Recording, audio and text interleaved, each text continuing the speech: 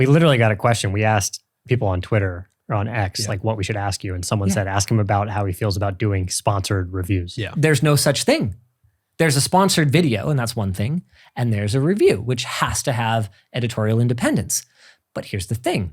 Even when you talk about the definition of an editorially independent review, you're going to get a lot of different answers. Coming back to what you were saying about, the earlier days of print media, they would consider even something as simple as sitting down for dinner with someone potentially conflicting, right? Whereas, I would get into conversations with the written media guys back when they were invited to, a new GPU briefing alongside me.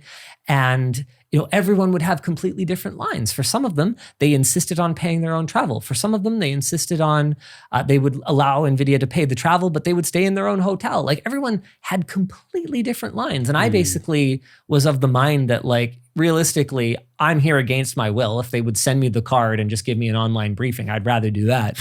I'm most certainly not going to pay for the flight to be inconvenienced. Right. So yeah, sure, I'll take your flight.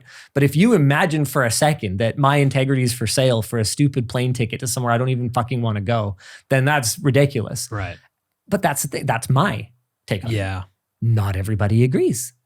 To someone else, I'm compromised immediately, right? Especially the more old school guard. So this inability to define review, I think, has poisoned any possible broader conversation around who is and isn't a reviewer.